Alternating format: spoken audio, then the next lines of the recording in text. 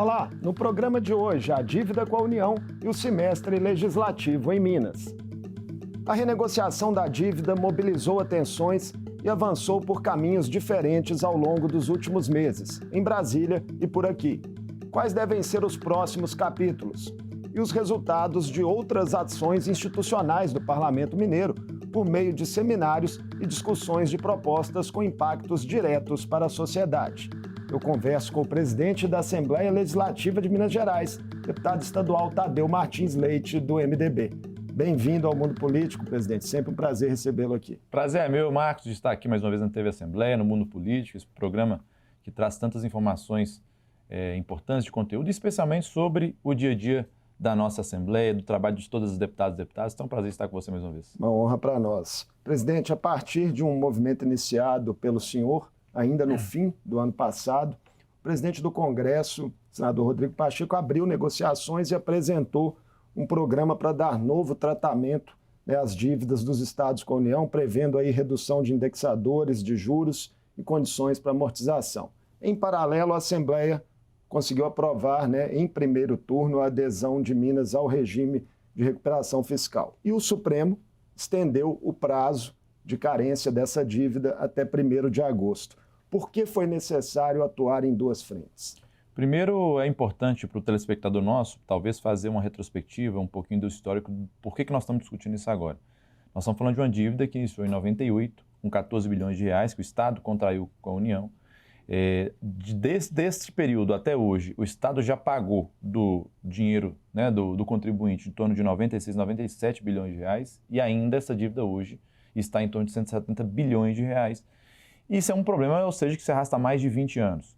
E quando o governo do Estado encaminhou aqui para essa casa, ainda na legislatura passada, uma ideia para renegociar essa dívida, que é o tal do regime de regulação fiscal, quando nós iniciamos essa legislatura, nós pedimos uma análise muito criteriosa dessa ideia, desse plano, desse regime de recuperação, e enxergamos, na minha avaliação, e acho que na avaliação de praticamente toda a casa, toda a Assembleia, diversos problemas nessa ideia, no sentido de prejuízo aos servidores públicos do Estado, a obrigatoriedade, de uma certa forma, de privatização das empresas estatais também de Minas Gerais, e outras questões mais, mas especialmente, talvez um tema ou um fato que chamou muita atenção, acho que de não só da casa, mas de toda a sociedade, que é, mesmo dentro desse plano que tinha uma previsão de duração de 10 anos, com todas essas imposições, essas obrigações, que eu acabei de dizer aqui, uma dívida que hoje nós temos de 170 bilhões, ao final desses 10 anos, ela não se resolveria, pelo contrário, ela pioraria e nós teríamos uma dívida de 210 bilhões de reais, ou seja, ampliando o problema para a sociedade, para a população e para o Estado de Minas Gerais. Quando nós nos deparamos com isso, toda a casa foi sensível, gente, nós precisamos tentar construir um novo caminho. Claro que o Estado precisa renegociar sua dívida, porque também é importante que se diga isso, Marcos, nós sempre tivemos muita responsabilidade em todos os temas tratados na casa e esse não seria diferente. Nós também temos que entender de que o Estado também não pode voltar a pagar do dia para a noite uma parcela de bilhões de reais sob pena de nós termos problemas nos serviços públicos do dia a dia da população em Minas Gerais. Então, nós estamos trabalhando em um limite aonde nós não estamos trazendo prejuízo, obviamente, para o Estado, pelo contrário, fazendo um diálogo, um trabalho em parceria com o Estado, mas tentando construir um novo caminho que não seja o regime de recuperação fiscal, mas que a gente consiga renegociar essa dívida. E foi aí que, no final do ano passado, eu fiz uma visita ao presidente do Congresso Nacional, Rodrigo Pacheco, convidei todos os líderes da casa, seja os de oposição, seja os ligados ao governo, ou seja os da base, para nós irmos lá pedir a ele uma ajuda para tentar construir uma solução, que é uma solução não só para Minas Gerais, claro que o interesse nosso é Minas Gerais, mas é uma solução que, porventura, precisa ser dada para todos os estados, ou a maioria dos estados da federação. Praticamente todos os estados hoje da federação têm dívidas públicas com a União. A dívida, em geral, dos estados está em torno de mais de 700 bilhões de reais, para que você tenha uma ideia. E Minas, 170 bilhões de reais. Então, de pronto, o presidente Pacheco, quem eu quero agradecê-lo mais uma vez publicamente, foi de pronto sensível a esse tema, começou a fazer um estudo, um trabalho, dialogar com o governo federal, dialogar com o governo do Estado, com a Assembleia desde o início, e nós levamos essa ideia para ele. E agora, há algumas semanas atrás, nasceu, né, a ideia do Propag, que é esse novo programa que você bem colocou aqui mais cedo. O que diz esse programa? Esse é um programa que também de renegociação das dívidas, mas ele, diferentemente do regime de recuperação, ele não traz duras imposições aos servidores, às empresas públicas, mas traz oportunidades para o Estado no sentido de, primeiro, o Estado que conseguir amortizar mais de 20% das suas dívidas, e como que ela pode amortizar isso? Deus, mas ele não tem nem dinheiro, os Estados hoje não têm dinheiro para amortizar isso. E aí esse projeto traz uma inovação. O Estado pode amortizar parte das suas dívidas através de ativos do Estado. Imóveis, participação em empresas públicas, e aí nós temos aqui 3 ou 4 importantes empresas, créditos que porventura o Estado tem com a União ou com terceiros. Tem acordos de reparação da Vale, né? Acordos de reparação que eu, particularmente, até sou contra incluir esse acordo da Vale nessa discussão. Eu acho que isso tem que ser, com as vítimas? Eu acho que isso tem que ser uma discussão que tem que ser focada na bacia, com as vítimas, com as cidades atingidas, enfim, a parte ambiental, eu acho, aí é uma opinião apenas, e claro, o que o governo federal e estadual decidirem, né, mas o que couber a mim aqui, eu acho que isso não deveria entrar. Mas, enfim, através desses créditos, através desses ativos, o Estado pode quitar parte da sua dívida. O Estado que quitar acima de 20%, ele terá um perdão de 2% dos juros. É importante que as pessoas saibam como é que funciona essa dívida. Ela é cobrada com IPCA mais 4% ao ano. Então, ou seja, isso nem banco hoje cobra isso, talvez, ou seja, é uma cobrança muito agressiva contra os estados. Então o estado que quita mais de 20%, ele já tem desses 2% de perdão dos juros. E os outros 2 que sobram, será reinvestido em um fundo nacional, onde inclusive esses recursos que vão para esse fundo serão reinvestidos nos estados. E o último percentual que sobra, ele poderá ser, desde que o Estado comprove, ao invés de o Estado pagar à União como forma de juros, ele vai reinvestir no Estado, o próprio Estado, mostrando que está reinvestindo em ou infraestrutura ou educação, especialmente na parte técnica ou segurança pública, ele, ao invés de pagar para a União, vai ser reinvestido no Estado. Ou seja, de uma certa forma, zera os juros, né, essa nova proposta. Resumindo a história, Marcos, enquanto nós temos, depois de 10 anos, onde de 210, essa quitando uma parte da dívida, perdão de juros de 4%, em alguns anos nós teremos praticamente uma dívida zerada, não só em Minas Gerais, mas em outros tantos estados. Então, esse é o caminho que, na minha avaliação e na avaliação praticamente de toda a Assembleia, é o melhor caminho para o estado de Minas Gerais. Qual que é o problema nesse momento? O problema é que hoje Minas Gerais, na verdade, na época do ex-governador Fernando Pimentel, no último ano do governo Pimentel, ele conseguiu uma dívida no Supremo. Uma liminar, né? Uma liminar no Supremo, uma liminar no Supremo, suspendendo pagamentos dessa dívida. E essa liminar, de uma certa forma, ela vem, a sua vigência está até hoje, com prorrogações, o Estado pede prorrogações. Até 1º de agosto. E agora, nós tínhamos uma que estava vencendo no último dia 20, foi postergada agora para o dia 1º de agosto.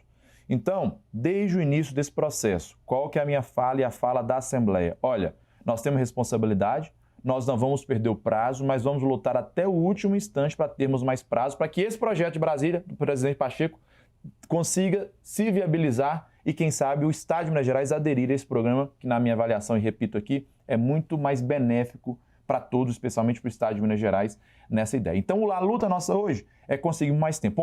Anteontem, nós conseguimos o prazo até o dia 1º de agosto. Iríamos votar essa semana o projeto em segundo turno, porque também, repito, eu não posso também entender que o Estado aguenta pagar do dia para a noite uma parcela acima do seu orçamento. Como foi postergado, tomamos a decisão, a Assembleia como um todo fez uma reunião de líderes, chamei todos, e aí foi uma decisão coletiva, inclusive os líderes de governo, os líderes da oposição, de nós postergarmos também a votação de segundo turno do regime para o dia 1º de agosto, esperando que também no dia 1º de agosto a gente tenha uma nova postergação do ministro relator do processo Nunes Marques, pelo menos, no mínimo, até o dia 28 de agosto, que é onde será julgado, já estava marcado, o julgamento desse processo no pleno de todo o Supremo. A própria Assembleia, presidente, pode também reforçar esse pedido de prorrogação através de uma manifestação formal ao Supremo? Nós já estamos, inclusive, com essa previsão. Se nós não tivermos até o dia 30, dia 31, agora de julho, um fato novo. Qual que é o fato novo? O Estado, e acho que ele fará isso, o Estado, porventura, protocolar pedindo mais prazo, se porventura isso não aconteceu, e eu acho que isso vai acontecer, a Assembleia está disposta e pronta a também entrar com ação pedindo e demonstrando ao Supremo, ao relator do caso, o Nunes Marques, a necessidade desse novo prazo para aguardarmos pelo menos a tramitação do projeto de Brasília ou, no mínimo, a votação do dia 28. O Propag, né, como um fato novo, talvez seja aí o elemento mais relevante para Nunes Marques conceder, né, com toda certeza. Há 3 meses atrás, vou arredondar aqui, 2 meses, 3 meses atrás, nós não tínhamos opção, ou era o regime, ou era voltar a pagar a dívida parcela cheia. Hoje, nós temos um novo caminho, que está sendo construído pelo presidente Pacheco. Então, eu não tenho dúvidas e acredito muito na sensibilidade do Supremo, de que eles vão entender a necessidade de Minas Gerais ter tempo para esse projeto ser concebido no Congresso Nacional, ou seja, Senado e Câmara. Depois ainda precisaremos votar certamente aqui na Assembleia alguma outra legislação para aderir a esse novo programa e aí sim resolver de vez essa dívida. Eu falei em outra oportunidade, Marcos, nós estamos falando de um problema de mais de 20 anos. Não é possível que por conta de 3 ou 4 meses a mais ou a menos, nós vamos perder essa oportunidade única e talvez histórica para o nosso Estado. Todo mundo torcendo para essa prorrogação, mas se ela não vier, esse PL da adesão, né, de Minas ao RRF exige maioria simples. Mas o PLC do teto de gastos, que é também considerado um dos pré-requisitos, demanda maioria absoluta e o governo não teve esses votos durante essa semana. Apenas o PL, na visão do senhor, basta como uma garantia ao Estado nesse momento? Apenas o PL de maioria simples? Eu entendo que o PL é o projeto mais importante, que é o projeto que autoriza o Estado, de uma certa forma, a aderir ao programa, né, ao regime e outras questões. Mas o próprio governo que está trazendo essa tese e essa ideia de que não teria necessidade do PLC, então não cabe a mim aqui fazer esse julgamento. Acho que isso aí é uma análise até jurídica do próprio governo do Estado. Enfim, o fato é, nós temos que trabalhar com o que tem possibilidades, né? Nós vimos que para o PLC dificilmente teria voto naquele momento para uma aprovação do PLC, então focamos no PL e é o que vamos fazer no dia 1º, se porventura não tiver, repito, estou trabalhando, torcendo, rezando para termos mais tempo, mas se não tivermos dia 1º, né? Inclusive, se não tivermos dia 1º, esse projeto já está na pauta praticamente no dia 1º, inclusive já em fase de votação, já encerramos a discussão, então no dia 1º ele estará sendo votado aqui na Assembleia de Minas. Presidente, como que o senhor avalia a postura da União, né, de insistir que Minas Gerais retome de imediato pagamentos dessa parcela? Pelo menos essa foi a manifestação da AGU, né? Fica meio dúbio em relação a uma posição colaborativa, política, assim, que o governo federal sinceramente, mas eu acho que está correto. Correto, inclusive o próprio governo do Estado concordou. O que o governo federal está pedindo? Olha, vocês já estão por algum tempo, mesmo por força judicial, no regime de reparação. Eu gostaria que vocês começassem ou me pagassem a União, né, ou seja, ao credor, como se no regime estivessem. E o Estado concordou também, inclusive na petição e depois numa reunião virtual que o governador teve, pelo que eu fiquei sabendo, com o ministro à época do caso, o ministro Fachin, ele inclusive disse abertamente que concordaria em pagar as parcelas como se no regime estivesse. Propôs uma audiência de conciliação. Exatamente. Né? Então, ou seja, eu estou entendendo que o que o credor pediu, o devedor concordou. Então eu não vejo nenhum absurdo. No pedido, o absurdo seria, é claro, se porventura a União cobrasse a parcela inteira, que até o final do ano seria em torno de 6 bilhões de reais, aí sim, isso seria um desserviço, na minha avaliação, para o Estado de Minas Gerais, independente de questões político-partidárias. Eu acho que isso, e aí eu conto muito também, confio na sensibilidade do governo federal e do governo do Estado. Eu falo muito, mas que esse episódio, de uma certa forma, trouxe um ponto positivo para todos. Nós vimos, ou de uma certa forma fizemos, ou vimos, não sei a palavra que eu posso usar, o governo federal e o governo do Estado dialogarem, né? Pois é. É isso que é o mais importante. Eu acho que independente não vinha acontecendo, né? Exatamente. Eu acho que independente das nossas decisões político-partidárias, nossas ideologias, e todos nós temos de tê-las, mas quem está chefiando um Estado, quem está chefiando, né, a União, quem está chefiando um poder, de uma certa forma, tem que conversar com todo mundo. Então, infelizmente, nós não víamos isso acontecendo e talvez esse episódio da dívida trouxe essa benfeitoria, de uma certa forma, para o Estado de Minas Gerais. Tem os atores políticos envolvidos, né? Presidente Lula, senador Rodrigo Pacheco, governador Romeu Zema. Eles estão, de fato, dialogando. Agora, eventuais disputas de protagonismo podem atrapalhar? Eu espero que não. Ou seja, eu não estou nem um pouco preocupado, com toda sinceridade, quem é que vai resolver o problema. Eu acho que até porque para resolver esse problema tem que estar todo mundo sentado na mesma mesa, dialogando e construindo a solução. E é importante que se diga que esse projeto, esse PROPAG, ele está sendo construído a 4 mãos. Participação da Assembleia, do Congresso Nacional, obviamente, do Governo do Estado e do Governo Federal. Então, todos juntos estão ajudando a construir esse caminho. Tanto é que o Governo do Estado está apoiando. O Governo Federal já deu declarações públicas de que também precisa resolver os problemas da dívida através de um novo processo ou projeto de todos os estados. A Assembleia nem se fala, né? Desde o início, de uma certa forma, foi quem puxou essa discussão. E aí eu falo também de forma muito orgulhosa da casa, porque se hoje estamos discutindo esse problema que não é só de Minas Gerais, mas é do país como um todo, quem puxou, digamos assim, essa discussão foi a Assembleia de Minas junto com o Congresso Nacional através do presidente Pacheco. Então, eu acho que nós estamos ajudando a dar o tom também do país nesse tema que, repito, há mais de 20 anos empurrado, né, barrigado, e agora nós estamos próximos de conseguir uma solução. Falando de outros assuntos agora, o governo ainda tem pendentes na casa, presidente, os projetos que elevam as contribuições dos institutos previdenciários, o IPSENG e o IPSM, né, que é dos militares. O primeiro, do IPSENG, já passou por comissões. Quais as perspectivas, né, de tramitação dessas matérias no segundo semestre? Primeiro, como você bem disse, eu dei recentemente uma coletiva, o IPSENG, depois que ele finalizou a sua apreciação na nossa Comissão de Fiscalização Financeira, nós recebemos, por parte do governo, informações fundamentais para a tramitação, ou para a continuidade da tramitação desse projeto, que foram as informações, o impacto financeiro orçamentário desse projeto. Por isso, especialmente por isso, nós suspendemos a tramitação dele, até para que a Casa, os deputados tenham tempo de analisar essas informações para ele voltar a tramitar agora no início do segundo semestre. Esse é o caso do IPSENG. Eu entendo que ele precisa ser modernizado, é claro, nós precisamos reorganizar a estrutura do IPSENG, mas também não pode ser a carga só em cima do servidor do Estado de Minas Gerais. Então, essa é uma discussão que está sendo feita de forma muito responsável, para variar aqui na casa, de forma muito madura, ouvindo a todos. Eu sempre falo, mas em toda oportunidade que eu tenho de falar, em alguma entrevista, eu afirmo algo que é o seguinte: todos os projetos chegam aqui na casa, especialmente a autoria do governo, né, quando a gente fala sobre temas mais macro, todos que chegam aqui, eles saem melhores do que chegaram. Ou seja, a recomposição geral foi um exemplo, né? A recomposição foi um exemplo. Dada a discussão dos deputados, né, ou seja, cada deputado tem sua história de vida, tem o seu conhecimento, de fato é o poder que representa os 853 municípios e toda a população do Estado de Minas Gerais, então todos saem melhores do que chegaram. Então o IPSENG não será diferente, nós vamos fazer uma discussão, como já está sendo feito, muito tranquila, muito madura, entendendo que precisamos modernizá-la, mas também entendendo que nós não podemos jogar a carga toda no servidor. Então, no início do segundo semestre, nós vamos retomar a discussão sobre o IPSENG. O IPSM, nós não temos prazo ainda nem de início de tramitação dele, eu acho que nós temos que ter calma e tranquilidade para fazer as discussões. Esse, para mim, que estou como presidente da casa, ainda eu não tenho nenhuma construção para iniciar a tramitação desse projeto. Numa perspectiva mais geral, o diálogo entre os poderes tem funcionado a contento na sua visão ou ainda há pontos que podem ser aprimorados?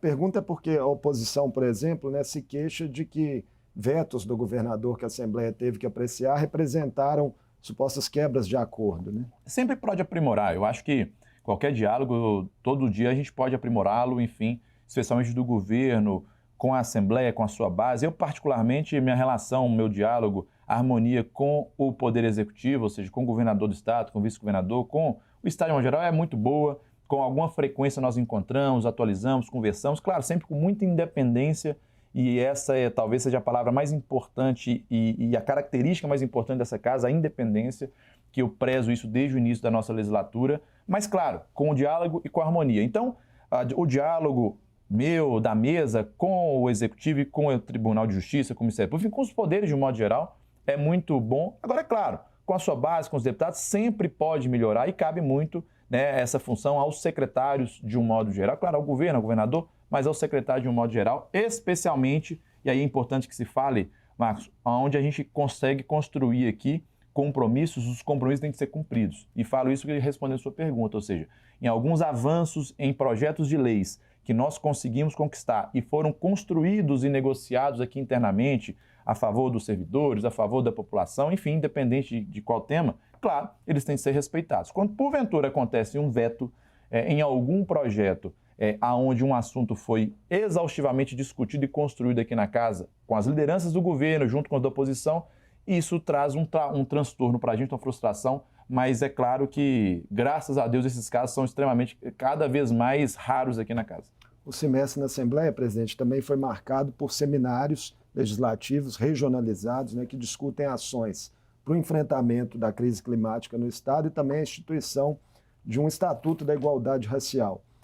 Qual o saldo dessas agendas até aqui, né, e como elas vão se desdobrar nos próximos meses? 2 seminários, na minha opinião, de temas fundamentais para Minas Gerais. O de igualdade racial, que está sendo construído, capitaneado por vários deputados, especialmente deputadas aqui da casa, a nossa primeira vice-presidente, deputada Macaé, deputada Andréia, deputada Ana Paula, deputado doutor Jean e vários outros que estão tomando a frente dessa discussão, mas é uma discussão da casa de todos e um tema fundamental, não só para Minas Gerais, mas, né, para toda a sociedade, para o país. Então isso é um tema que é um tema prioritário aqui na casa, tanto é que nós o colocamos como um seminário que é o evento mais importante da Assembleia, e esse também sobre a crise climática, que eu tive a oportunidade de, talvez, participar de todo esse seminário, né, inclusive indo no interior, né, visitamos 7 regiões, inclusive a minha região, que é o norte do estado, porque Minas Gerais, e é importante que se diga, Marcos, nós iniciamos esse seminário da crise climática antes mesmo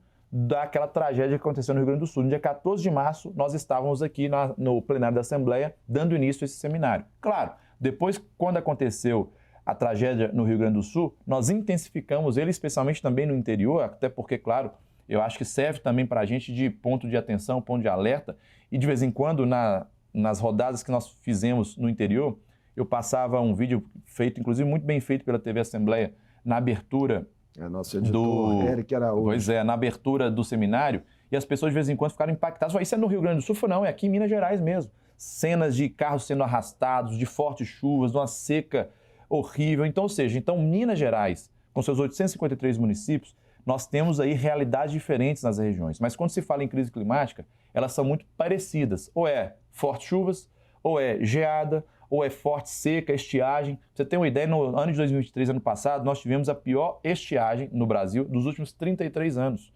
Então, esse é um tema central e fundamental também para Minas Gerais. Então, nós rodamos 7 regiões, pegamos os diagnósticos. Olha, eu estou impressionado com a participação também da população no interior nessa discussão. E agora, de agosto para setembro, nós vamos fazer o encerramento, a finalização desse seminário aqui na casa, no plenário aqui da Assembleia também. Não só trazendo um pouco o diagnóstico que nós coletamos em todo esse seminário, mas especialmente apresentando um plano de ação, seja para a Assembleia, seja para o governo do Estado, seja para as outras entidades. E eu quero aqui agradecer muito às mais de 60 instituições que participaram com a gente desse seminário, estão participando ainda desse seminário. Praticamente, Marcos, todas as universidades do Estado de Minas Gerais participaram, porque eu quero, e foi a minha sugestão no início desse seminário, não só um relatório político, que é importante que seja também, mas eminentemente técnico, ou seja, então as universidades participaram muito profundamente com todas as outras instituições, FETAENG, FAENG, FIENG, tantas outras, enfim, que eu nem quero aqui, se eu começar a citar, vou começar a esquecer de várias outras. Então, quero aproveitar e agradecer todas elas pela participação e convidar todos os nossos telespectadores para agora, agosto para setembro, participarem e acompanharem também esse relatório final. Essa sinalização do senhor é importante, até porque a gente tem eleições municipais em outubro, mas a casa, né, vai continuar trabalhando e concentrando esforços em temas prioritários. É isso. A Assembleia não pode parar, obviamente, então nós vamos continuar dando sequência no dia a dia da casa. É claro que a gente sabe também que os deputados, quanto mais se aproxima do período eleitoral, é claro também que eles vão para suas bases mesmo, trabalhar, e é legítimo que isso aconteça, mas a casa não vai ficar paralisada por conta disso. Pelo contrário, os temas, os assuntos, as comissões, o plenário continuará funcionando. Então, eleições. Seu partido, o MDB, é recordista em número de prefeituras em Minas Gerais, está na 2ª colocação no ranking nacional. Como que a legenda se preparou para defender essa condição, né? essa capilaridade que tem? Eu estou um pouco afastado, Marcos, do dia a dia do partido, até por conta das funções aqui, não só como parlamentar, mas especialmente como presidente da casa. e está sendo muito bem conduzido pelo nosso presidente, o Nilton Cardoso Júnior, deputado federal, até esteve aqui recentemente, aqui também na TV Assembleia. Sinalizou que o MDB pode ter candidatos em 400 municípios. Exatamente, e aí isso que eu ia reforçar, assim, ele está fazendo um trabalho muito bem feito e eu acredito muito que talvez o MDB seja o partido que vai mais lançar prefeitos, prefeitas no estado de Minas Gerais nessas eleições. Trabalho dele, mérito dele, de obviamente toda a executiva do partido. Então, estou participando de forma muito mais como um espectador do trabalho, claro, ajudando quando eu posso, da forma que eu posso, mas mais focado aqui na Assembleia. Então, não tenho dúvidas que o partido vai se fortalecer mais uma vez nessas eleições agora de 2024, em Minas Gerais, no interior do estado, certamente. Tem uma candidatura própria na capital, né? Com Capital, o MDB também tem o seu candidato, que é o presidente da Câmara de Belo Horizonte, o vereador Gabriel. Então, ou seja, ele vem se fortalecendo, mas aqui aí eu tenho que reconhecer, mérito obviamente, da executiva e do nosso presidente, Nilton Cardoso. E o presidente Tadeu vai ter tempo para subir em palanques nas suas bases ou os compromissos? Se Deus quiser, claro que eu não vou deixar. Ô, Márcio, eu falo o seguinte, aqui nós estamos também para representar aqueles que nos escolheram, né? E o período eleitoral, especialmente municipal, é também uma oportunidade para você estar próximo dessas pessoas, para você também ajudar naqueles projetos que você acredita, né? E eu, obviamente, tenho muita gratidão, especialmente ao norte de Minas, que é a minha região, e certamente eu estarei, sim, lá na região, acompanhando, participando e ajudando aquelas ideias, aqueles candidatos que eu, de fato, acredito. Já tem convenções na agenda aí, né? Começou já agora. Agora nós temos várias semanas, finais de semana de convenções. Até o dia 5 nós teremos as convenções partidárias. Eu vou tentar me organizar, claro, para tentar descansar uns 3, 4, 5 dias, mas depois também focar um pouco nessas convenções aí, lá na minha região e, claro, rever os amigos. Graças a Deus, você sabe, você acompanha e quem me acompanha na rede social sabe, praticamente todo final de semana eu estou na estrada, rodando, visitando os amigos, acompanhando os problemas de perto, mas também levando algumas sugestões e soluções para as nossas cidades, mas também esse período eleitoral vai ser importante para isso também. Muito obrigado por mais essa conversa conosco aqui no Mundo Político, presidente. Sucesso à frente das missões institucionais na casa. Eu que agradeço a todos os telespectadores, agradeço a TV Assembleia e fico finalizando aqui, agradecer especialmente aos meus colegas, 76 deputados, que diariamente aqui, mesmo com as dificuldades do dia a dia, eles sempre são muito parceiros em todas as construções e decisões aqui da casa. Quando o assunto é Minas Gerais, todos estão juntos e eu quero agradecer por isso. Eu conversei com o presidente da Assembleia Legislativa de Minas Gerais, deputado estadual Tadeu Martins Leite, do MDB. Falamos sobre as alternativas colocadas para a renegociação da dívida de Minas com a União e de outras pautas que marcaram o semestre no Parlamento Mineiro. O Mundo Político fica por aqui. Obrigado por nos acompanhar e até o próximo programa.